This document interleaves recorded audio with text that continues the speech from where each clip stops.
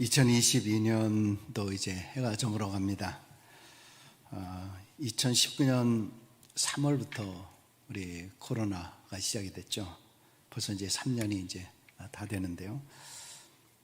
이 기간 동안에 이게 뭐지 하다가 거의 이제 3년의 시간들을 좀 잃어버렸다는 생각까지도 듭니다.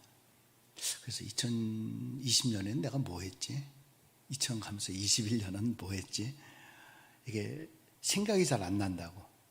그리고 그때 뭐 했었는지 이런 이야기들 참 많이 하십니다. 그러면서 하는 말씀들이 내가 이게 백신을 맞아서 이렇게 자꾸 깜빡깜빡하나? 도대체 기억이 안 난다고. 근데 이거는 뭐 연세 드신 분만이 아니라 젊은 사람들까지도 그런 얘기를 참 많이 하시더라고요. 어쩌면 이 코비드 시대가 그동안은 우리가 너무 앞만 보고 나아갔던 우리의 삶이었는데 잠시 숨 고르기 하는 시간, 우리에게 멈춤의 시간을 준 것이 아니었나. 그러면서 내가 그동안에 무엇을 위해서 살아왔는가, 뭐에 정신 팔려서 살아왔는가, 거침없이 달려왔던 나의 삶을 다시 한번 돌아보게 하는 그런 시간이 아니었나. 여러분, 우리의 삶 속에서 다 고비도 있고 실패도 있고 참 어려움이 있습니다만은 그 모든 기간 동안을 통해서 지금까지 살아온 나의 인생을 한번 좀 돌아보라 하는 그런 사인이 아닌가 싶습니다. 2022년도 이제 과거로 지나가고 있는데요. 아마 올해 시작하면서 여러분 안에서도 희망찬 새해다 이런 생각을 별로 하지 않았을 겁니다. 이 코비드가 언제 빨리 지나가나. 아직까지도 지금 우리 마음속에 뭐 다시 또 그런 유행이 있다는데 어떡하나. 요즘에 보니까 독감 걸리신 분들이 또 상당히 또 많이 계시더라고요. 그러니까 자꾸 이런 어려움들이 많이 있다 보니까 내 모든 삶이 더 나아질 것이다라는 그런 기대를 하지 못하는 걸 많이 봅니다. 얼굴에 별로 미소들이 없습니다. 얼굴에 별로 기쁨이 없어요. 정말 항상 마음속에 이러다가 내가 망하는 것은 아닌가. 이게 뭔가 이렇게 소망이 있고 기쁨이 있어야 얼굴이 밝아지는데 그렇지 못한 모습들을 보게 됩니다. 사업하는 것도 그렇지 않습니까? 과거에 했던 여러 가지 실적들 그리고 현재를 좀 파악을 하고 그래서 내년도에는 어떻게 해야 되겠다라는 것을 나름대로 이렇게 준비를 하지 않습니까? 사실 목회도 마찬가지입니다. 어떤 상황으로 어떻게 될지 모르겠지 해서 목회를 준비를 하면서도 사실 목회자의 입장에서도 갑갑할 때가 참 많이 있습니다. 준비를 해놔도 상황이 그러니까 도저히 어떻게 할 수 없는 그런 상황들. 저는 우리 신앙도 좀 마찬가지 아닌가라는 그런 생각을 해봤습니다. 지금 내 신앙이 과거보다도 지금 더 나은 신앙생활을 하고 있는가? 아니면 그냥 과거에 머물면서 그때 내가 정말 신앙생활 열심히 잘 했었는데 그렇게 과거만 그리워하고 있는 것은 아닌지 지금 그 이야기는 현재 내 신앙생활이 좀 별 볼 일 없다 하는 그런 말과 똑같은 거 아니겠습니까? 여러분, 그러나 우리 그리스도인들은 과거를 돌아보긴 합니다. 그러나 과거에 머물러 있지 아니하고 또 현재에 우리가 있기는 있지만은 현재 상황에 몰두해서 그냥 전전긍긍하는 그런 존재가 아니고 언제나 우리는 미래를 바라보며 미래를 꿈꾸며 살아가는 이런 신앙의 자세를 갖는 것이 우리 신앙인의 자세다라고 하는 것입니다. 즉 우리 그리스도인들은 비록 현재가 고통이고 어렵더라도 항상 미래의 삶을 그렇게 기대하면서 사는 존재다. 우리에게는 영원한 미래가 준비되어 있다라고 하는 것입니다. 그래서 우리가 잘 아시는 대로 로마서 8장 18절에 뭐라고 얘기합니까? 생각하건대 현재의 고난은 장차 우리에게 나타날 영광과 비교할 수 없도다. 아멘, 아멘.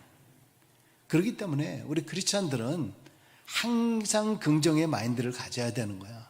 아니야, 지금보다 더 잘 될 거야. 아니야, 지금보다 이 현재는 이러하다 하더라도 더 궁극적으로 더 큰 영광을 바라보면서 그렇게 소망하는 존재다라고 하는 것입니다. 그래서 내게 부정적인 생각이 들 때마다 자꾸 내 스스로에게 명령을 하셔야 돼요. 아니야, 지금보다 더 나아질 거야. 여러분, 그래서 우리 신앙인들의 현재를 조금 어려운 말이긴 합니다만은 신앙인들의 현재를 가리켜서 already, not yet이라고 하는 두 개의 신발을 가지고 있다, 이렇게 이야기를 합니다. 우리 신앙인들은 항상 이미 나는 이미 구원받은 존재야. 그런데 그것으로 끝나는 것이 아니라 not yet, 그러나 아직은 완성된 존재가 아니다. 지금 나에게 지금 고통이 현재는 임하고 있는 이런 상황이지만은 그러나 이것이 이대로 끝나는 것이 아니고 더 나은 미래가 있을 것이다. 그래서 이 유명한 말이 사도 바울이 빌립보서 3장 12절에 이런 말을 했어요. 내가 이미 얻었다 함도 아니요 온전히 이루었다 함도 아니라 오직 내가 그리스도 예수께 잡힌 바 된 것을 잡으려고 달려가더라. I have already obtained all this. 그러면서 13절에 이렇게 얘기해요. 13절 보세요. 형제들아, 나는 아직 내가 잡은 줄로 여기지 아니하고 오직 한 일, 즉 뒤에 있는 것을 잊어버리고 앞에 있는 것을 잡으려고. I do not yet. 자, 우리 신앙인의 그 모습은 현재 완료형으로 되어 있는데 이미 시작이 되긴 되었습니다. 그러나 아직 우리는 완료된 존재는 아니다라고 하는 것입니다. 우리는 구원받은 존재이기는 하지만은 구원의 완성이 이루어진 것은 아닙니다. 그래서 14절에 이렇게 얘기합니다. 표대를 향하여 그리스도 예수 안에서 하나님이 위에서 부르신 부름의 상을 위해서 달려가노라 그랬습니다.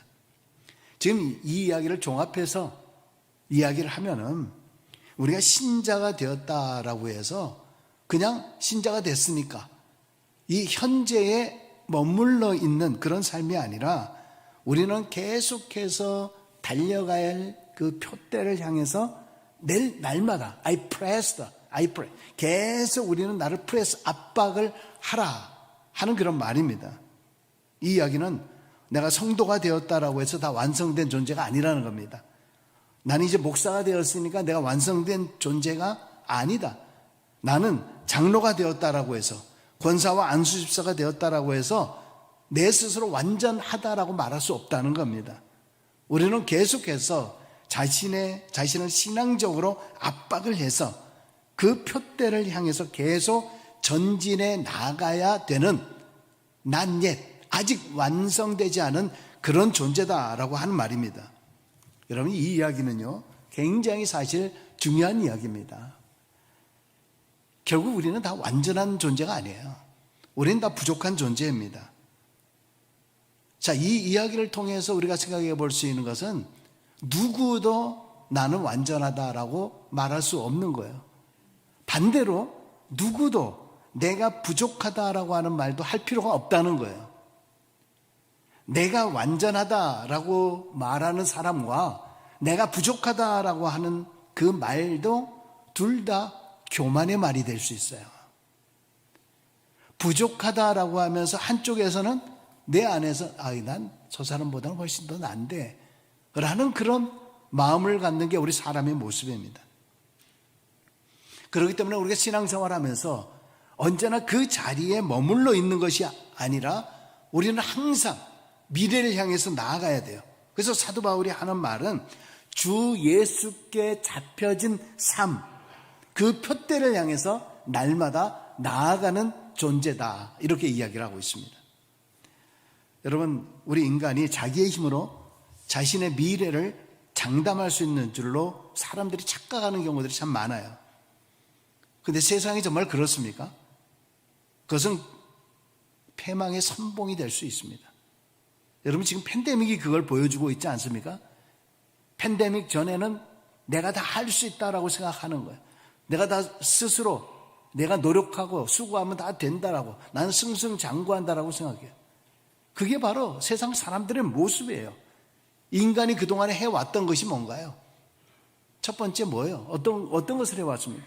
세상은 다 올라가는 일에 모든 힘을 쏟아놓고 있다라고 하는 겁니다. 제가 오래전에 설교 가운데 그 번데기를 좋아한다 하는 그런 이야기를 했더니 어떤 분이 번데기 한 상자를 저한테 보내주셨어요. 요즘에 통조림 번데기가 있잖아요. 그런 게. 근데 뭐 제가 어렸을 때는 번데기가 저희 간식이었고, 뻥튀기 같은 거, 이런 게 주로 이제 주 간식이었고, 지금도 생각납니다만, 이렇게 번데기 장사들이 돌려가지고 딱 찍고 하는 거. 그래도 그 앞에다 피가 되고 살이 되는 번데기 해가지고, 그 막 붙여놨던 그런 어릴 적 기억이 있습니다. 그러다 보니까 참, 번데기를 아직까지 좀 좋아하고, 또 이게 단백질이잖아요. 옛날에는 단백질이 모자라가지고 얼굴에 버짐들이 막 생기지 않았습니까? 그래도 참, 지금 여기 어르신들이 다 그거 드셨죠? 다 드셨을 텐데, 그래도 건강하게 잘 사시는 게 단백질 많이 드셔서 그러신 것 같습니다. 자, 이 번데기를 보니까요, 잘 아시는 대로 이게 애벌레잖아요. 이제 애벌레. 애벌레가 이제 꼬치 같은데 이렇게 이제 갇혀 있으면서 거기서 이렇게 실이 만들어지는 거 아닙니까?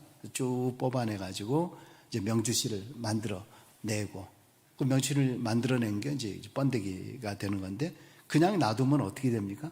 그게 결국 나비가 되는 거 아니겠습니까? 애벌레에서 나비가 된다라고 하는 것은 몸이 완전히 변화되어서 다른 존재가 되는 거 아닙니까? 즉 평면의 삶을 사는 존재가 공간의 삶을 사는 존재로 바뀌는 겁니다. 그러면서 꽃가루를 전파하면서 많은 꽃나무들에게 희망과 열매를 전달해주는 그런 존재가 됩니다. 여러분, 그런데 혹시 시골이나 이런 데서 그런 거 보셨습니까? 이 애벌레들. 이 애벌레들이 사는 모습을 보면 애벌레들끼리 서로 막 밟고 위로 올라가려고 막 그러다가 나중에는 그림에 나옵니다만 이 애벌레가 이 기둥이 이렇게 이루게 됩니다. 이게 서로 올라가려고 하다가 밟고 밟히고 그러다가 이제 떨어지기도 하고 다시 또 올라가야 되고 또 어떤 경우 또 죽기도 하고. 여러분, 저런 그 모습을 보면서 어떤 생각이 드십니까? 마치 우리 인간들이 올라만 가려고 하는 세상의 모습을 적나라하게 보여주고 있지 않습니까? 마치 인간이 바벨탑을 쌓는 것과 같다라는 모습이 보여집니다. 저는 소설을 좋아하시는 분들이 계시는데요. 저는 소설보다 시를 참 좋아합니다. 왜냐하면 시는 짧은 구절 안에서 많은 의미를 해석할 수 있거든요. 그래서 한때는 이혜인 수녀라고 계시는데 이분 책들을 다 이렇게 모아가지고 그 시를 참 많이 읽고 그랬습니다. 그 이외에도 고은시, 그 시 이런 것들을 참 좋아했는데 고은시 시 중에서 굉장히 짧은 시가 있어요. 그 시를 하나 소개해 주려고 하는데요. 제목은 긋꽃이에요. 긋꽃. 자, 이 시를 보세요. 내려갈 때 한번 같이 읽습니다. 내려갈 때 보았네, 올라갈 때 보지 못한 그 꽃. 이게 끝입니다. 이거예요. 이 시가 이래요. 너무 싱겁지 않으십니까? 내려갈 때 보았네, 올라갈 때 보지 못한 그 꽃. 높은 데만 보고 더 높은 데로 가려고만 했기 때문에 그렇게 올라갈 때는 보이지 않았던 우리 인간의 생의 의미, 가치, 이런 것들이 도리어 내려가는 인생길에서 본래의 그 꽃의 정체를 제대로 보게 되는 거죠. 지금까지 쭉 살아오시면서 나름대로 내가 봐왔던 것이 무엇이었나? 올라갈 때는 보지 못했던, 근데 내려올 때 그 꽃이 보이기 시작한 거죠. 전도서의 솔로몬이 뭐라 그랬습니까? 세상의 부귀영화 모든 것을 다 누려봤던 솔로몬이 결론이 뭡니까? 헛되고 헛되도다. 모든 것이 헛되도다. 해 아래 새 것이 없다. 여러분, 세상이 올라갈 때 모든 정신을 다 쏟고 있을 때에 하나님은 내려오시는 일에 힘을 썼습니다. 독생자 예수께서 이 세상에 육체를 입고 내려오시면서 인생들이 겪고 있는 죄와 사망의 고통과 슬픔을 보았습니다. 오늘 우리 크리스마스의 사건은 이렇게 지극히 높으신 자가 이 땅에 내려오셔서 인간의 몸을 입으시고 지극히 작은 자가 되어서 세상의 기쁨과 평화를 주시기 위해서 오신 것입니다. 오늘 우리가 그리스도인이 된 것은 세상에 올라가는 것만 바라보는 세상 사람과 달리 우리는 이 땅에 가장 낮은 자가 되어서 세상을 향해서 소금과 빛이 되는 그런 사명을 감당해 나가라라고 말씀하고 있는 것입니다. 이것이 바로 오늘 주님이 말씀하시는 신앙인의 영원한 미래가 되는 거죠. 여러분, 그런데 여전히 세상의 모습은 뭡니까? 두 번째, 세상은 미래를 향해서 가지만은 소망은 잃어가고 있다라고 하는 것입니다. 어떤 모습입니까? 오늘 본문의 1절과 2절 같이 있습니다. 악을 행하는 자들 때문에 불평하지 말며 불의를 행하는 자들을 시기하지 말지어다. 그들은 풀과 같이 속히 배임을 당할 것이며 푸른 채소같이 쇠잔할 것임이로다. 악인의 미래가 뭡니까? 악인들의 미래는 뭐예요? 악인들의 미래는 없는 거예요. 악행자의 미래는 멸망뿐입니다. 자, 우리가 본문을 읽지는 않았지만 오늘 37장 37절 38절에 이런 말씀이 있습니다. 온전한 사람을 살피고 정직한 자를 볼지어다. 모든 화평한 자의 미래는 평안이로다. 자, 대조적으로 38절에 뭡니까? 범죄자들은 함께 멸망하리니 악인의 미래는 끊어질 것이나. 독특하게 미래라고 하는 말이 두 번이 반복되고 있는데 뭐예요? 결국 정직한 자, 하나님 안에 있는 자의 미래는 평안이고 악인이 행하는 그 모든 세상의 모습들은 결국은 멸망이다라고 하는 이야기입니다. 많은 분들이 은퇴 후에 미래를 준비한다고 합니다. 이 자리에도 많은 은퇴자들이 있지만은 여러분 나름대로 미래를 어떻게 준비하셨나요? 내가 제대로 준비하지 못했기 때문에 후배들에게 야, 너 미래 준비해야 돼. 너 여러 가지를 준비해야 이런 이야기를 참 많이 하십니다. 근데 미래를 준비한다는 그 미래가 뭔가요? 주로 돈 아닙니까? 물질 아닙니까? 은퇴 후에 내가 좀 더 편안하게, 더 즐겁게 사는 것, 그리고 내가 하고 싶은 대로 좀 해보는 것, 제 2의 인생을 살고 싶다. 그래서 미래를 준비한다라고 하지만은 여러분 그 미래가 내 마음대로 되십니까? 우리가 우리의 미래를 장담할 수 있나요? 내가 미래를 준비하면서 내가 앞으로 시간 여행도 좀 다니면서 살고 싶다. 그런 마음을 가지고 은퇴를 했는데 어떻게 해요? 여기저기 아프기 시작해요. 보이지 않았던 병들이 나타나고 암이 나타나고 그러다 보니까 병원을 떠나 살 수가 없는 거예요. 어디 겁나서 여행 한번 할 수가 없게 되는 겁니다. 더구나 팬데믹이 되다 보니까 내 미래가 산산조각 깨어지기도 합니다. 미래를 준비한다, 물질을 준비한다라고 해서 주식, 비트코인 이런 것에 투자를 했다가 하루아침에 휴지적하게 되어서 미래가 완전히 깨어져 버린 사람들도 있습니다. 결국 이런 것들이 미래를 준비하는 것인가요? 그런 것들이 우리의 미래가 되는 건가요? 어느 정도는 될 수 있겠죠. 그러나 세상의 것에 미련을 두다가 우리의 모습들이 자꾸 소망을 잃어가는 거예요. 희망을 걸었던 것이 무너져 버리니까 희망이 사라지고 소망이 무너져 버리는 겁니다. 그것은 세상적인 것에 우리의 미래를 몽땅 걸었기 때문이죠. 악인들의 미래는 끊어질 것이다. 하나님께 미래의 보험을 드십시오. 하나님을 놓치면 인생의 끝입니다. 그런데 죽음이 끝이 아니잖아요. 우리의 영원한 소망이신 그분의 뜻에 인생을 걸고 주님을 사모하며 살아가는 보장된 영원한 미래의 행복을 위해서 살아갈 수 있기를 바랍니다.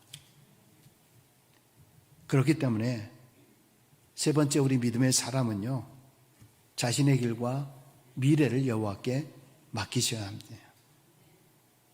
23절과 24절 같이 읽습니다. 여호와께서 사람의 걸음을 정하시고 그의 길을 기뻐하시나니 그는 넘어지나 아주 엎드러지지 아니함은 여호와께서 그의 손으로 붙드심이로다. 아멘. 이 말씀을 가만히 보면은 누가 생각이 나십니까? 지금까지 우리가 쭉 보아왔던 요셉이 보이지 않습니까? 형들의 시기와 질투를 받아서 애굽에 팔리게 되었고 보디발 장군의 부인으로부터 모함을 받아서 감옥 생활을 합니다. 자기 나름대로 꿈을 가지고 미래를 가지고 있었던 그의 삶에 모든 것들이 산산조각이 나는 거 아니겠습니까? 형들은 요셉을 자기 조국에서 추방했지만은 그런데 어떻게 됐어요? 하나님의 품에서는 추방할 수 없었잖아요.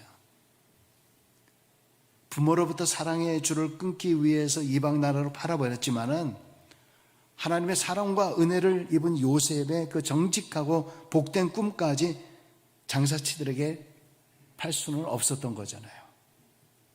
요셉이 입고 있었던 채색 옷에는 피가 묻고 갈기갈기 찢어져 있었지만은 요셉이 간직한 믿음은 찢어낼 수가 없었어요.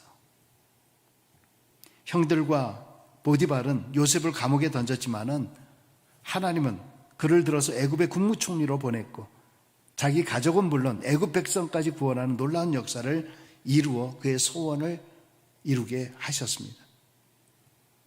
여러분, 우리가 살다 보면 다 넘어질 때가 있어요. 누구도 넘어집니다. 성도도 다 넘어집니다.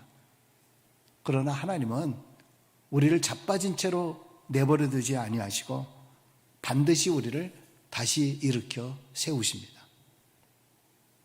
오늘 본문 3절과 4절 한번 읽겠습니다. 여호와를 의뢰하고 선을 행하라. 땅에 머무는 동안 그의 성실을 먹을거리로 삼을지어다. 또 여호와를 기뻐하라. 그가 내 마음의 소원을 내게 이루어 주시리로다. 아멘. 5절과 6절 또 있습니다. 내 길을 여호와께 맡기라. 그를 의지하면 그가 이루시고 내 의를 빛같이 나타내시며 내 공의를 정오의 빛같이 하시리로다. 아멘. 의뢰하라, 맡기라, 그리고 의지하라라고 얘기합니다. 맡긴다라고 하는 첫 번째 뜻은 사랑과 신뢰의 고백이에요. 사랑과 신뢰의 고백. 사랑한다라고 하는 것은 신뢰한다는 거잖아요. 사랑하는 사람에겐 자신의 모든 것을 다 맡깁니다. 죽어도 같이 살고 살아도 같이 사는 것, 그게 사랑하는 것이고 서로를 신뢰하는 것입니다. 하나님을 정말 사랑한다? 그러면 하나님을 신뢰하셔야죠. 신뢰하신다라고 하는 얘기는 우리의 미래까지 어떻게 되든지 다 맡긴다는 거 아니겠습니까? 만약에 이 고통 중에서 요셉이 의심하였다라고 하면은 끝까지 가지 못했을 겁니다. 그냥 포기했을 거예요. 그런데 그는 포기한 것이 아니라 하나님께 자신의 운명을 맡겼습니다. 형들에게 오해를 받든 보디발 장군에게 오해를 받든 감옥에서 배신을 당하든 그것도 하나님의 다 인도하심과 섭리가 있음을 믿고 맡기고 현재 그냥 주어진 내 삶의 상황에서 최선을 다하고 있었어요. 여러분, 맡긴다라고 하는 것은 포기한다는 게 아니에요. 궁극적으로 하나님의 인도하심을 바라면서 자신이 현재 할 수 있는 최선을 다하는 거예요. 내 최선까지도 하나님 앞에 맡기는 거죠. 그게 형통입니다. 형통이 뭐라 그랬습니까? 하나님이 그와 함께 하시는 거라 그랬습니다. 임마누엘의 신앙이 바로 형통이라 그랬습니다. 나를 믿으라, 나를 신뢰하라 라고 하는 이 말 자체는요, 남들이, 악한 자들이, 잘 되든 잘 안 되든, 그 사람들이 나를 조롱하든 간에 그런 것에 내가 연연하지 않겠다는 거예요. 상관하지 않겠다는 겁니다. 나는 오직 나의 미래를 여호와께 맡기겠다라고 하는 그냥 신뢰의 고백이에요. 내가 상황 앞에 비교하면서 절망하거나 넘어지지 아니하고 난 그런 것과 상관없이 하나님만 바라보겠다라고 하는 그런 거 아닙니까? 그게 진짜 믿음 아니에요? 우리가 흔들리는 이유가 뭡니까? 비교해서 흔들리잖아요. 남의 자식들 보고 비교해서 흔들리는 거예요. 남의 집 되어지는 그런 모든 것들을 보면서 내가 절망하는 이유가 거기에 있는 거 아닙니까? 두 번째, 맡긴다는 것은 감사하면서 기다리는 거예요. 감사하면서 기다리는 거예요. 빌립보서 4장 6절에 보면 아무것도 염려하지 말고 다만 모든 일에 기도와 간구로 너희 구할 것을 감사함으로 하나님께 아뢰라. 이 세상의 상황만 바라보면은 도대체 앞이 어떻게 될지 그저 두렵고 답답하고 염려만 돼요. 도대체 무슨 미래가 보이지 않기 때문이죠. 그래서 나름대로 기도하지만은 늘 불안한 거예요. 이게 해결될까? 잘 될까? 도무지 예측할 수가 없습니다. 그런데 뭐라 그래요? 그런 모든 상황 속에서 어떻게 기도하라 그래요? 감사하면서 기도하라. 감사하면서 기도한다는 것은 하나님께 맡긴다는 거예요. 하나님 앞에 신뢰한다는 거예요. 하나님께서 어떤 방법으로 역사하시든 간에 내가 생각한 계획대로 되지 않는다 할지라도 감사하겠다라고 하는 그 표현이에요. 여러분, 이렇게 되다 보면은 변화되기 시작해요. 도저히 풀리지 않을 것처럼 보였던 것이 풀리는 거예요. 근데 신기하게도 그 풀리는 게 나로부터 풀리기 시작하는 거예요. 내가 바뀌어지기 시작하는 거예요. 내 생각이 바뀌게 됩니다. 이것이 뭡니까? 깨달음이잖아요. 깨달음이 뭐라 그랬습니까? 깨달음? 깨다 플러스 알다라고 하는 뜻이잖아요. 내 생각과 내 고집과 내 모든 것을 깨어져야 그때부터 알기 시작하는 거예요. 자기 견해만 옳다라고 생각하기 때문에 깨지지 않는 거예요. 그러니까 변화되지 않는 거예요. 내 상황이 왜 바꿔지지 않는가? 이 상황이 왜 풀리지 않는가? 깨지지 않았기 때문에, 깨달음이 없기 때문에 깨져야 그때부터 알게 되는 거예요. 그래서 신앙인이 때로는 실패를 하는 경우들이 있어요. 완전히 깨트려 버리는 경우가 있어요. 그래서 하나님의 손길이 무엇인가라는 것을 알게 해줄 때가 있어요. 하나님은요, 나보다 나를 더 잘 아시는 분이세요. 하나님은 나보다 나를 더 사랑하시는 분이세요. 하나님은 나를 더 긍휼히 여기시고 불쌍히 여겨 주시는 분이십니다. 하나님이 나를 향한 섭리 앞에 나의 인생을 진심으로 맡기는 그런 삶이 되시기를 간절히 바랍니다. 지금까지 우리는 코로나 3년 동안에 미래가 없이 답답하게 살아왔습니다. 아직도 그 그림자가 여전히 남아 있습니다. 그러나 분명한 것은 하나님의 생각입니다. 하나님이 우리의 미래를 위해서 생각하고 있는 말씀이죠. 예레미야서 29장 11절입니다. 큰 목소리로 함께 하겠습니다.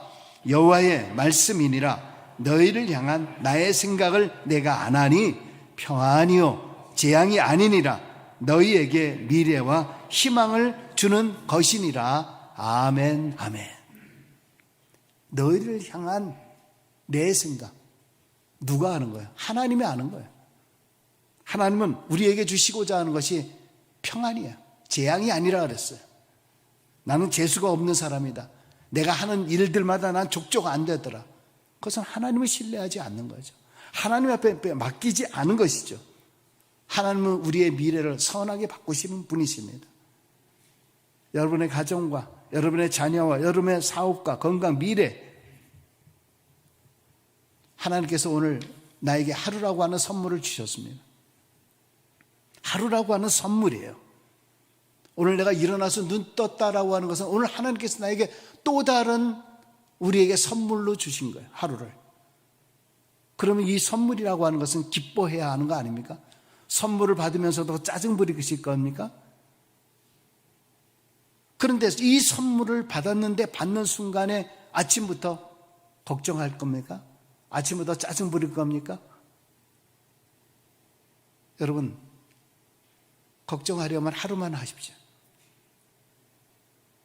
걱정을 3일로 끌고 가지 마십시오.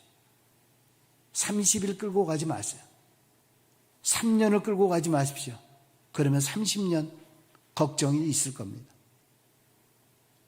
하루를 걱정하는 사람들은요, 결국 끊임없이 매일매일을 걱정하는 거예요.